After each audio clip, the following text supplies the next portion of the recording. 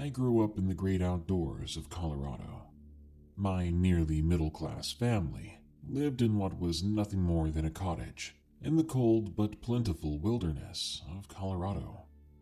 Dad worked as a semi-truck driver. He was barely ever home. Mom took care of my older brother Derek and I, and maintained the house. We lived down a dirt road, down another dirt road, but there was always something to do, like picking tomatoes and onions in my mother's garden, walking to my nearby friend's house to play some games on his PS2, or just going with my brother to go fishing. Though we didn't have the biggest house and not a lot of money, we did have quite a bit of land, albeit overgrown and mostly cheap land. There was a small pond on part of it, and near that pond was an old shed, or more of a shack, I guess, which my dad revitalized and turned into a sort of fishing shack. It had 2 little cots in it, and a working but small fireplace. When my dad had some time at home, we would often go out there with them and do some fishing. The pond was large, and there was always plenty of fish to catch, so long as we kept an eye out for snapping turtles. They'll drain your pond of fish real quick, those greedy little suckers. One weekend, my brother and I were bored, and my dad was not going to be home. We asked my mom if we could walk over to the shack and stay the night. It'd be a lot of fun to do some fishing. It may not be the tastiest meal, but there's something nostalgic about skinning some fish right quick after catching it, and throwing it over the fire. Plus, we could take a lot home and surprise Dad. He loved fish. Getting the okay from my mom, we packed up our fishing poles and Dad's tackle box, setting out to the pond. At the time, I was 10 years old, and my older brother was 14. Derek, my brother, was pretty rowdy.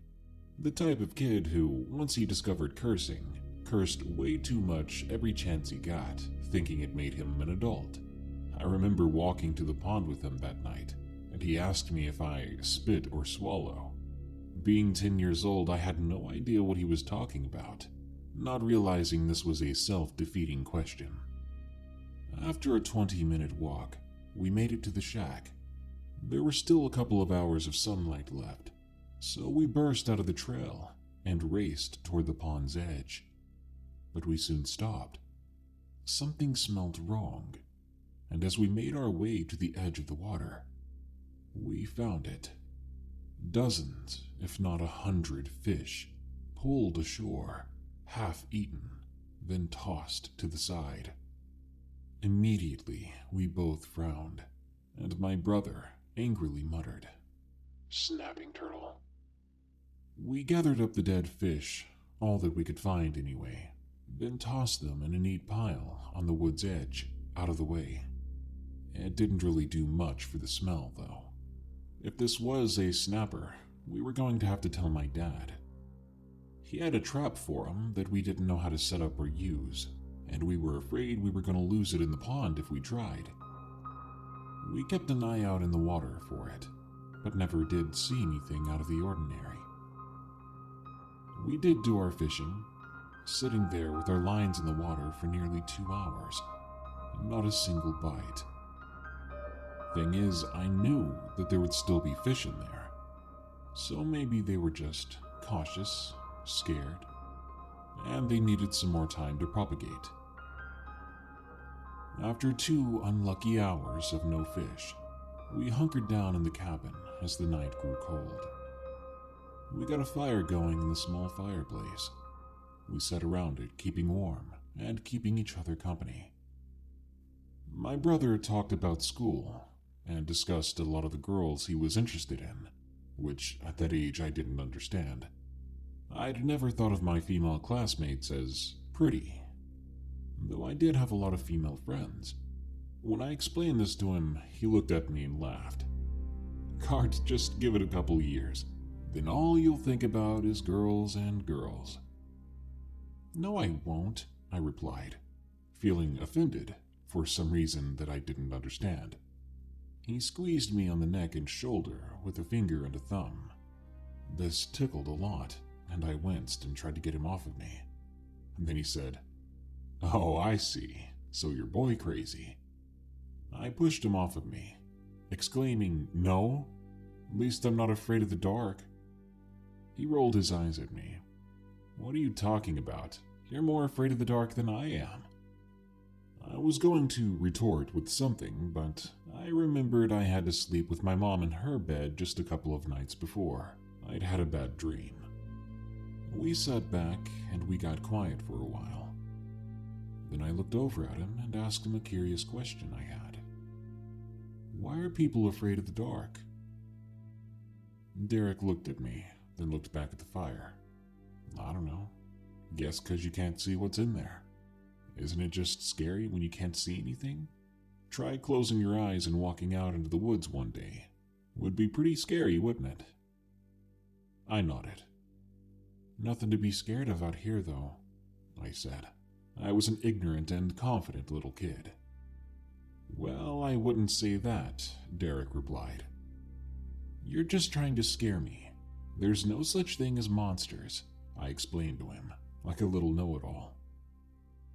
"Well, Cart, it doesn't have to be monsters. There are animals out there. Dad said he saw a cougar on one of the trail cams. Cougars eat people." Being 10 years old and hearing this from my older brother really scared the crap out of me. I didn't like where the conversation was going, but I was morbidly curious. "How big are they?" I asked. "About as big as Dad."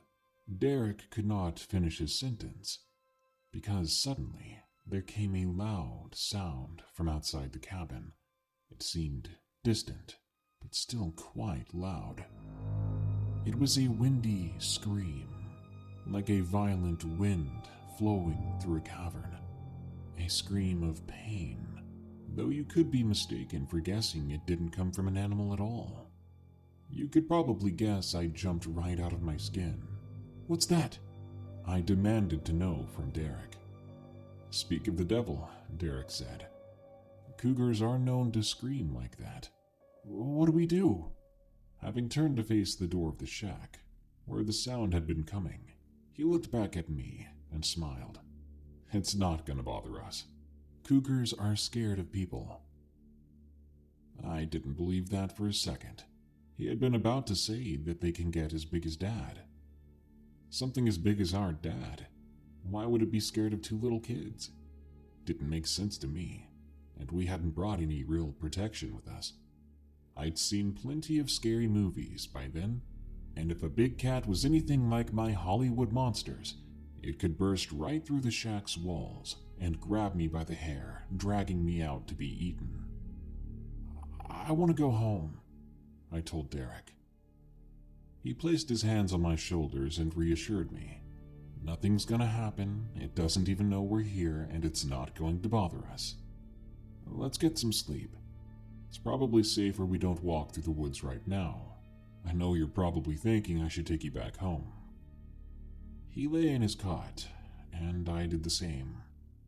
Though I'd been scared, it didn't take me long to fall asleep.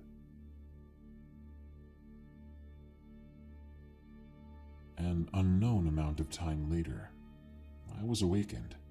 There was a stirring in the shack. Remembering what we'd talked about before going to sleep, I sat straight up and looked over to the cot where Derek was supposed to be. But he was gone. Instinctively, I looked right at the door to make sure it was still shut. There was Derek. He was facing away from me. He was opening the door and about to step outside. "Derek, where are you going?" I said, worried. But he ignored me. He didn't even react to my call. He stepped out of the shack, then closed the door behind him. Not 3 or 4 seconds later, that scream that I'd heard before came echoing from the woods outside. I pulled my thin blanket up to my face. Why did he leave me? Where was he going? What if that cougar got him? The scream would come again and again every few minutes. All the while I sat there, trying to force myself up. I had to go get my brother. I either had to bring him back or stay with him. I was too scared to stay alone. And what if he got hurt out there? Eventually, and ever so steadily, I pulled the blanket from myself, and I got up. The fire had turned into glowing orange embers, but was still plenty hot to keep the shack warm. I opened the door, met by a cold, almost freezing breeze. It was very dark outside. Where the full moon didn't touch with its light was complete pitch black darkness. I stepped out and closed the door. Then, step by step, I made my way toward the trail, calling out his name. "Derek! Derek, where are you?" He did not respond. I walked closer to the trail. It was the only part of the forest that wasn't completely black with darkness, as the canopy above the trail had several openings throughout, letting in much of the moonlight. But still, it was half as bright as the shores of the pond. I walked along the trail, having to remind myself that my brother was out there somewhere and needed me. Otherwise, I'd rather just stop moving or go back to the shack. It was cold, and I was shaking, but probably not from the cold. I was terrified, more so than I'd ever been. The further I walked along the trail, the louder the screaming got, the more clear it was. The windy aspect of it began to fade out. It would sound more and more animalistic as I carried on. About halfway through the trail, only 10 minutes from home, the scream came again, clearer than ever, and I knew then that it was coming from off the trail to my left. I then made the stupidest decision. I was going to go toward the screaming. Now you have to understand why I did this. I wondered if my brother, who I saw as braver than me, had come out here to see the screaming thing himself. If that was the case, then following the screaming would lead me to him. The other option was my brother had been attacked by the screaming thing. And once again, going toward the screams would lead me to my brother. And in that case, he would need my help. So, terrified, tired, and freezing, I stepped into the darkness of the woods. My eyes would begin to adjust, but not by much. "Derek!" I called again, knowing that there would not be a response. I tripped several times as well. The terrain off the trail was quite uneven and precarious. If I wasn't careful, I could break one of my ankles. Now focusing more on my steps than my own surroundings, I soon found myself entering a clearing where the moon's light was shone bright, and I became aware that I was hearing crying. Someone was crying in front of me, an awful sound of someone in pain and in torment. I looked up, and I saw a crouching human shape. They faced away from me. Their shoulders moved up and down, and I saw that their arms were moving around. I stepped closer. I could then see that they seemed to be scratching their wrists and arms, hard. Then the crying gave way to the sound of murmurs. "I'm sorry, it hurts. I can't stop. Please stop. I'm hungry." Thinking, or assuming, that it was my brother who was injured, I called out to it. "Derek?" "I'm sorry, it hurts. I can't." The murmuring stopped all at once. The figure angled its head up and sideways, towards the sky and towards me at the same time. And then it screamed, the same scream I'd been hearing the whole night. It was never a cougar, and it wasn't my brother. I run, faster and more determined than ever before. I run back to the shack, for some reason not even considering going back home.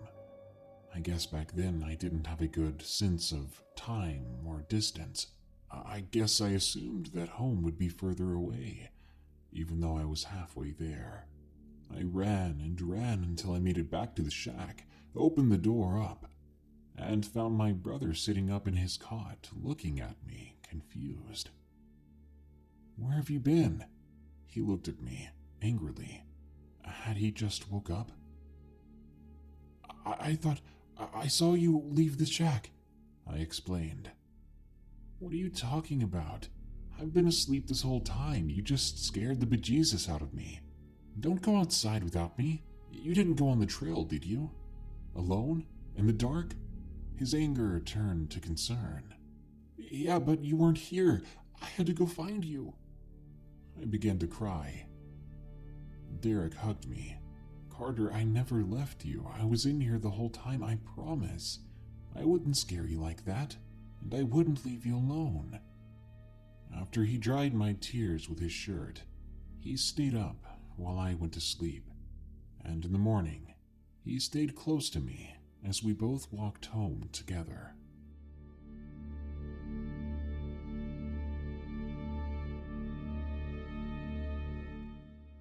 I never really knew what I saw that night in the woods. When we made it back home, I did tell my brother what I saw, but I said to him that it was just some crazy man. He didn't believe me.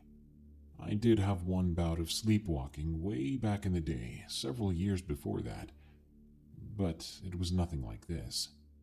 Still, he didn't stop from attributing my experience to sleepwalking. After all, even I couldn't explain how I didn't see him in his cot if he had been there the whole time. A few years after this, school was back in session for the year, meaning we had to wake up super early to get ready for school and to catch the bus. We had to wake up at our house for school way earlier than other kids. We were the furthest out on our bus route.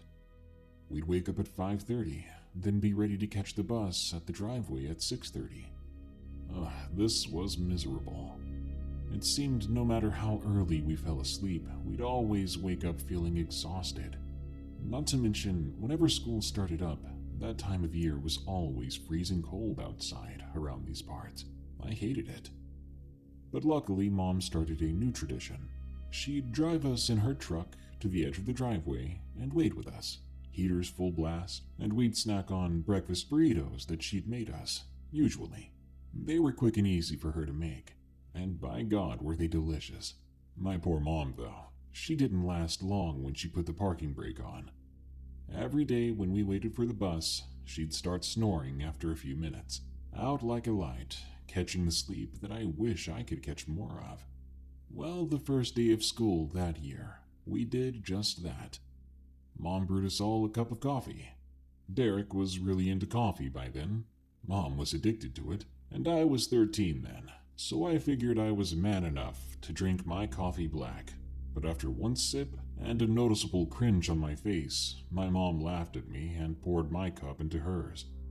Having known this would happen, she pulled out a juice box, apple juice I think, and gave it to me. Mom was the best. After she finished her coffee and mine together in her cup, she still somehow managed to fall asleep. She was sawing logs, and so was my brother soon after that. But my brother, he had reason to. He had been staying up real late talking to some girl on the phone. When we asked him if he had a girlfriend, he would deny it, but I saw the way he smiled when he answered the phone. So, those two were in the truck, sleeping and basking in the warmth of the heater. It was still dark out, and would stay dark till around 7. There were bushes and thick foliage on either side of the truck along the driveway. Having finished my breakfast, I pulled out my PSP, which I'd gotten for my last birthday. I turned it on, played a little bit of Monster Hunter Freedom, still to this day my very favorite game franchise. I usually play it on the bus, but the bus was running a bit late, and those two were asleep, so I was getting bored. After several minutes, I was getting really frustrated. Gravios kept killing me in that mission, and after the third death, signaling a failure, I turned the PSP off and put it back in my backpack. and I just stared out the window. The driveway was misty, lots of fog all around us. It was warming up a bit, but it was being real slow about it. Before long, my nose began to crinkle up. I smelled something, and whatever it was absolutely terrible. It smelled like dead and rotten fish. I figured it was Derek, so I turned around and elbowed him into the bicep. He barely felt it though. "Derek, that's gross, dude. We're all packed cramped in here, and it's too cold to roll down a window." All he did was stir, turned his head to the left away from me, and continued to sleep. I rolled my eyes at him, covering my nose with my shirt. The smell was so bad I was about to gag. Once again, I turned my face toward the window, looking at the foliage to our right. Despite the smell, I could have fallen asleep then, but I kept my eyes open. If I fell asleep, we'd miss the bus, and Mom would be way mad. Suddenly, something in front of me caught my attention. That morning was not windy. That being said, the bushes were shuffling about. Just the ones in front of me. There was something out there. I was sure of it. And then, when I heard the scream that I'd heard a few years back, the very same one, coming from those bushes outside, I freaked out. I felt chills all over me. I turned back to my brother and Mom and shook them both, trying to get them to wake up. But they ignored me, or were that deeply asleep. All in all, it was pointless trying to wake them. Quickly, I turned back to the window to keep an eye on what I was hearing and seeing. A few seconds after that, a bald and pale head popped itself out from the bushes, its skin glistening as if it was moist. I watched its head slowly turn left and right. It was so slow turning its head that the only way I knew it was doing so was by the faint reflection of the moonlight on its eyes, which swiveled. I kept wondering, who is that? Was that the same guy as before? It had been years, and the visual in my head was getting blurry. But this encounter was bringing it all back to the top. Without warning, the thing in the bushes, on all fours, scurried and crawled over to the truck. I jumped when this happened. The way it moved was so grotesque and sickening. It wasn't right. It didn't walk on all fours like a man pretending to be an animal. Rather, it crawled along the ground like a spider in search of insects. It did so at the speed of a spider as well, something unnatural, no, impossible for a person to do. People aren't built to move like that, even though this thing had all the appendages and shape of a man. I saw legs, I saw arms, a head. If it wasn't human, then what was it? At a blinding speed, it had scurried from the forest's edge to so close to the truck that I could no longer see it unless I rolled down the window or opened the door, and I was not about to do that. For the next minute, I heard it crawling slowly around the truck, as if observing it, or maybe it was looking for a way inside. But I tried not to think about it. I tried to hope that it didn't know we were in there. It was scary enough knowing that there were animals out there that looked and acted like this. One that wasn't scared of a running truck. I could hear rocks shuffling about as it moved. From my right, then to the left, to the front, then to the back, where it stopped. I turned in my seat and I stared out the back window, waiting to see something. And I soon did. Long bony fingers rose above the tailgate, then wrapped themselves around it as that creature pulled itself up and crawled into the truck bed. I see it sniffing around in the truck bed. Was it looking for something to eat? It was so close, closer than ever. I tried my best to get a good look at its face, but it was difficult. It was so dark still. All I could really make out was that its face was more flat than a person's, as if its nose was gone. Then I heard something else. My mother, she was waking up, She yawned and stretched out her arms, correctly situating herself back in her seat. Then, on autopilot, she checked the rearview mirror. I watched her eyes go wide, and then a scream build from her face, and then out of her mouth. I covered my ears. It was so loud. My brother sat straight up. He'd been scared half to death. This spooked the creature too, but rather than running away, it flattened itself so close to the bed of the truck that it was impossible to see due to the shadows. Mom was horrified but confused. She'd only got a split-second look at it. She looked at me, seeing that I'd been watching it, then asked me if it was a dog or a cat or some person. Then she figured it was maybe one of my friends from up the road, coming to the truck to join us, which had happened before. She said if that was the case, it was not funny that he was trying to scare us. My now awake brother turned in his seat, wanting to see what all the fuss was about. He pressed his face right up against the cold glass, trying to see what was back there, but it was just impossible to see it. A sudden squeal from behind us caused us all to turn around. At long last, the bus was pulling up in front of us, squealing to a halt as its brakes howled in agony. At that same moment, the entire truck shook as a great weight or pressure was exerted on it from the back.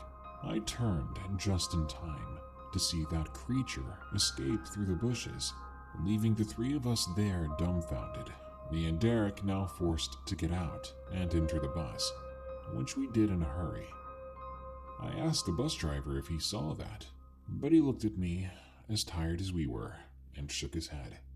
I asked my brother if he caught any glimpse of it, but he still didn't know what we were talking about. All he knew was that Mom screamed at something in the rearview mirror. With a sigh, I sat down, pulled out my PSP again, and tried to forget about it. Derek asked over and over what it was, but I didn't have an answer. When I tried to tell him that I think it was the same thing I saw years ago in the woods, he simply said, "Right," and finally got quiet.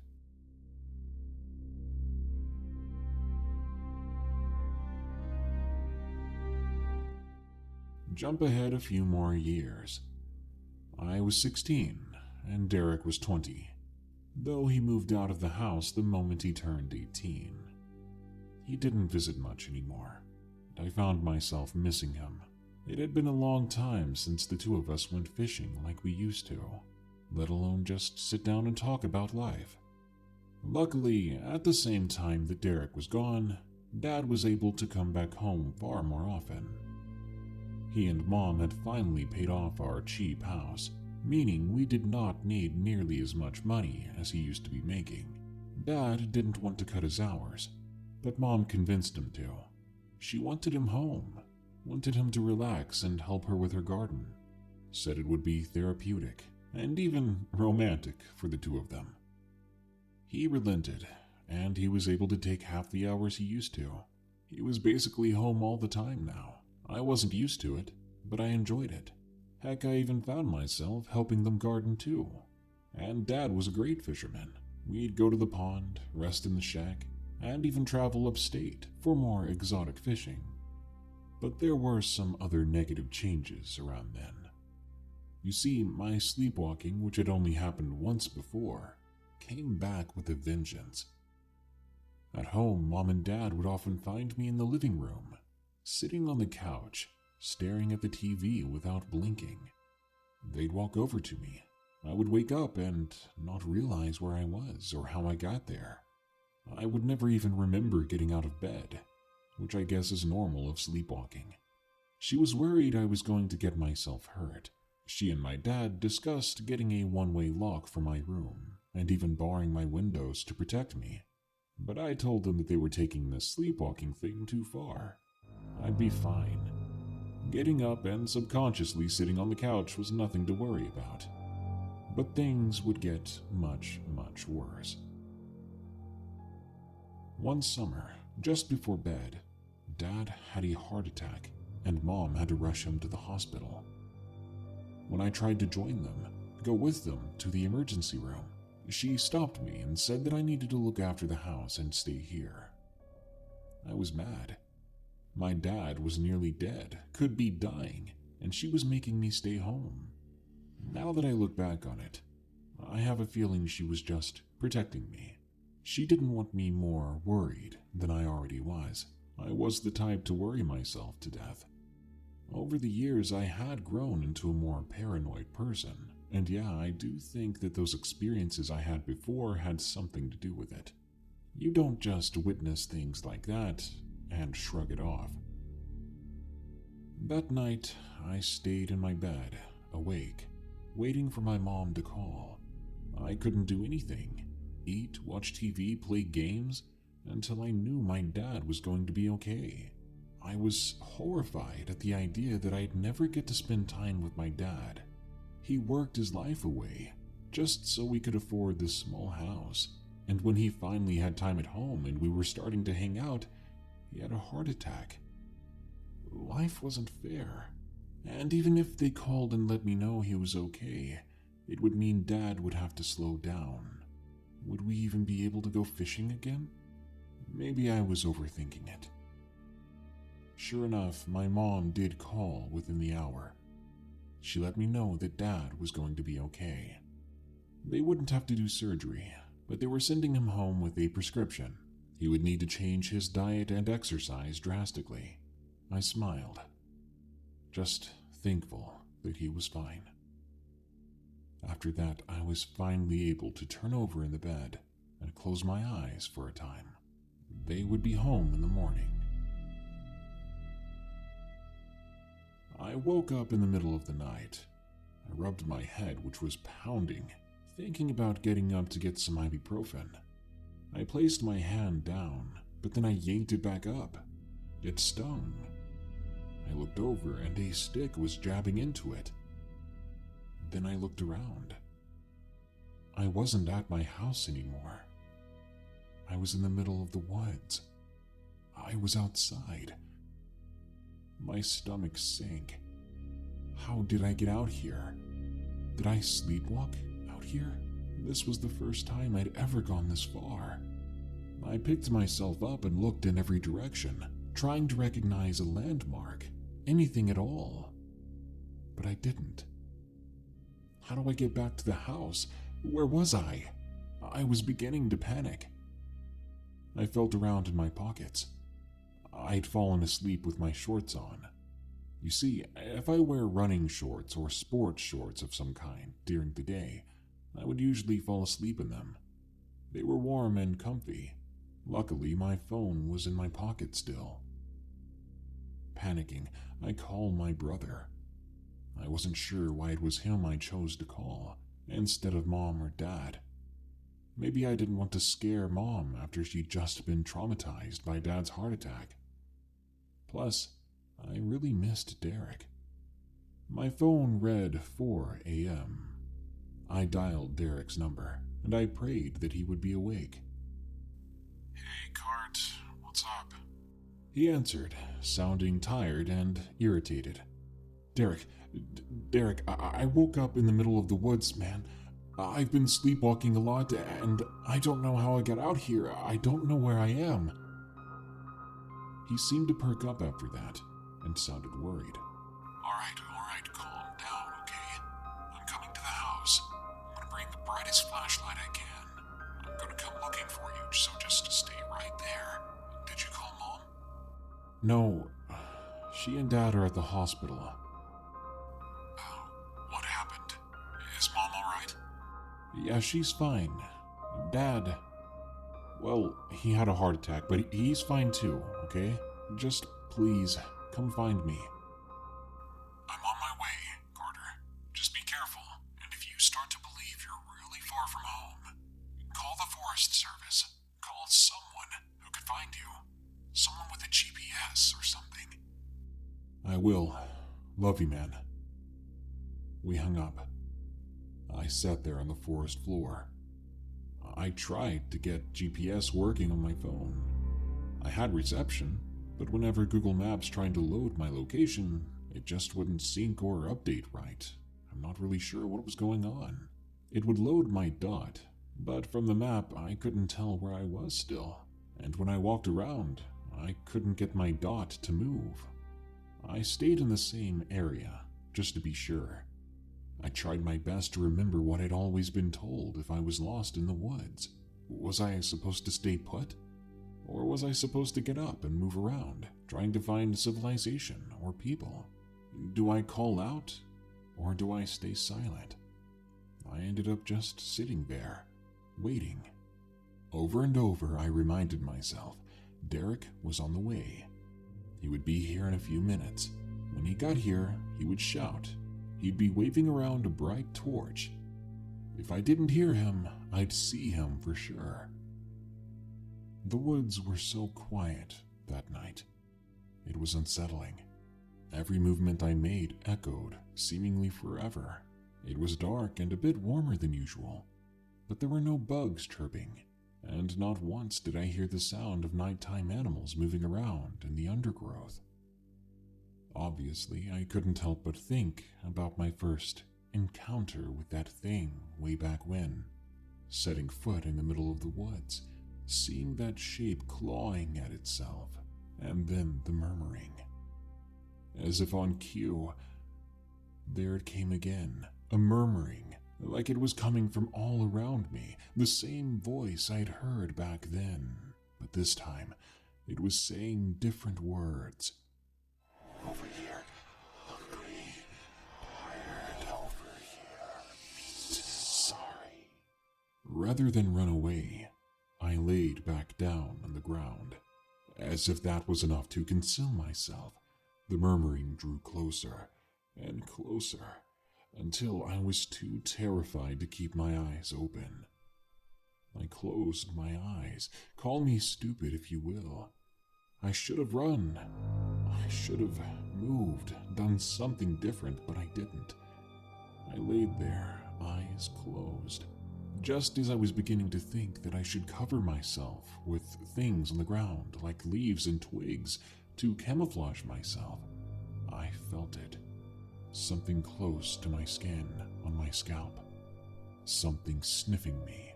Something that had just gotten done murmuring. It smelled me from my scalp down to my neck. Tears welled up in my eyes.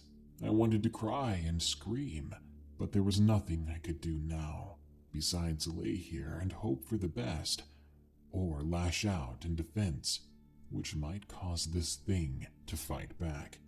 I felt air blowing past me as it sniffed more and more, and then there was a warm and wet sensation as whatever it was began to drool on me. It was salivating at my scent.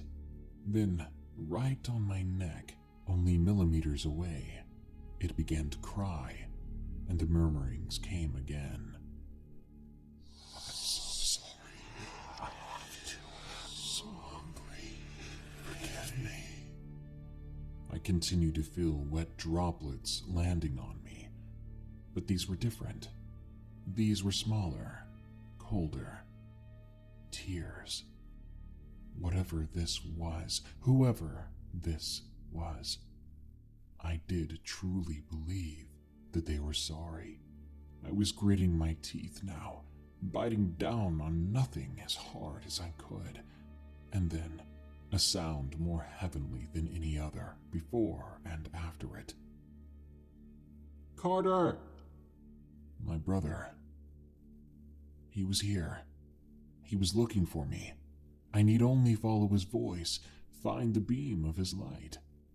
At the same time as my brother's call, this creature choked up for a second and ran away, scurrying before screaming once more.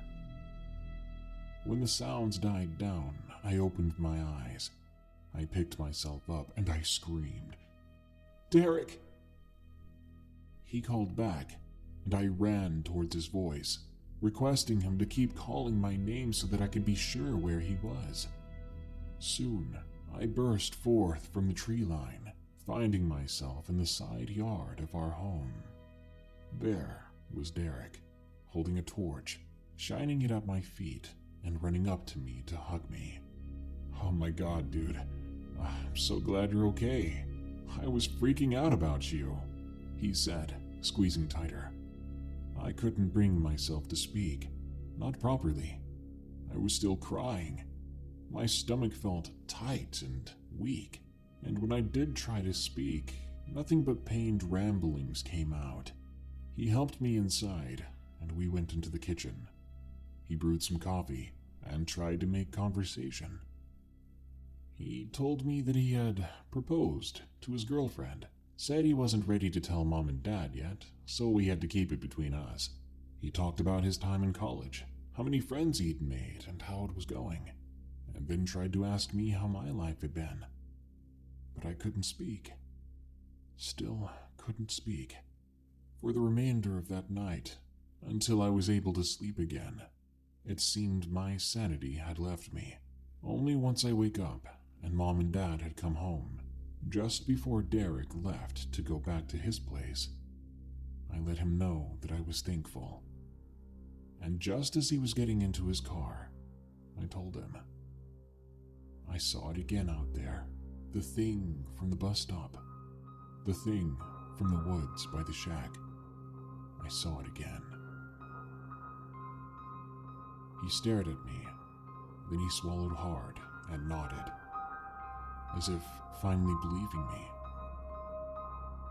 Derek drove away, and I went back inside with Mom and Dad. I smiled, and I hugged them both, thankful that they were okay, that we were all okay.